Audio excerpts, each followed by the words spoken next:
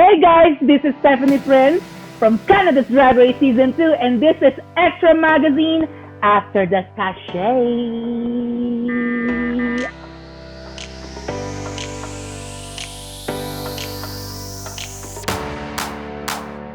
Hey Squirrel friends, I'm extra contributor Russ Martin, and this is After the Sachet, our weekly kiki with most recently eliminated contestant from Canada's Drag Race. Make sure that you are subscribed to Extra Magazine on YouTube so that you catch this every single Monday.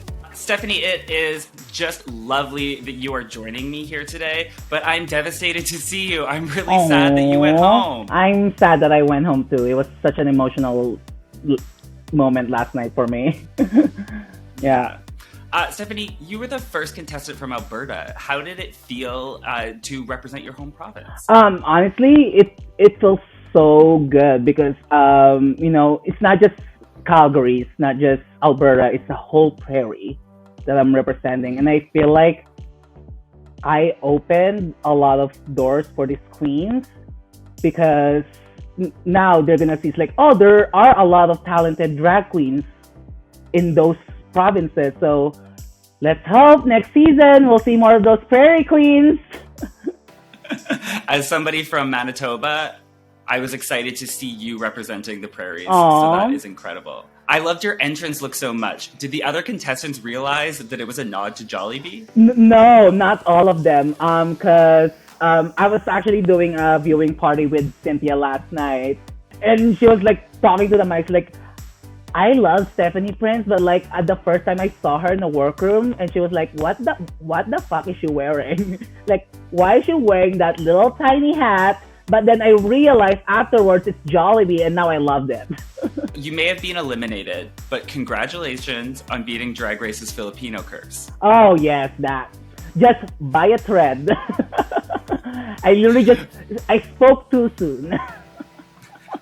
For the viewers who might not know about the Filipino curse, can you explain what it is? The Filipino curse is every Filipina queen, or like a recent franchise of Drag Race, every Filipina queen that gets on it, on any Drag Race, gets home second. They go home second. And I just broke that. I went home third. Now, you actually grew up in Manila, which has a very specific drag and trans culture. Mm-hmm. I'm wondering, how did that influence your artistry as a drag performer? I grew up, like, growing up in that town, I had a lot of, like, neighbors. They are all amazing.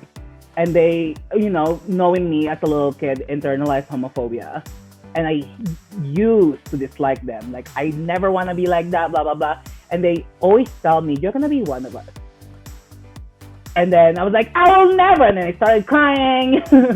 And then, I moved here. I found out about drag, grew up a little bit. And now look at me. I'm one of them. Yeah. And being one of them is a beautiful thing. It's a fantastic thing. Do you know how many guys I can get looking like this? I assume that it is many, No, many, it's not many, a many. lot. Now, I've got a fun question that I'm asking the contestants every week. Mm-hmm. I want to know about the most famous person who has slid into your DMs, and I want you to tell me a little bit about your interaction with them. Oh, God. When I got announced from Drag Race, there's just a lot of, like, Ru queens that started following me and messaging me, like, congratulations, blah, blah, blah, blah. I guess if you would think about it, the most famous follower I have is Priyanka.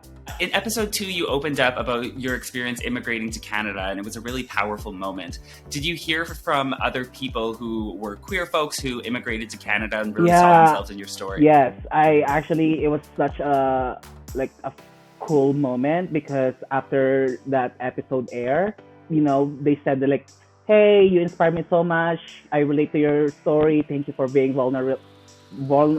That word, vulnerable. Yeah, there you go.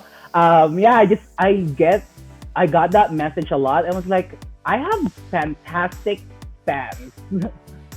They're amazing, and it's just so good to hear that, not only they can relate to me, but I can relate to them as well.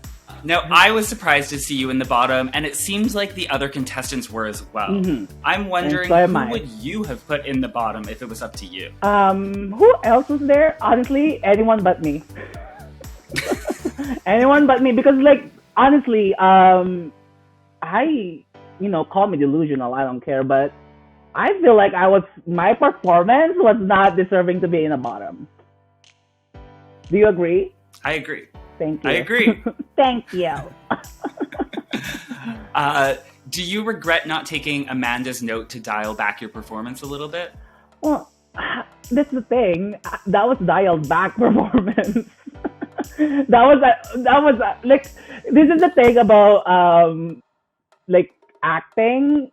For me, is I grew up in the Philippines watching a lot of telenovela, and when they said overreact, that's what I did. I overreacted.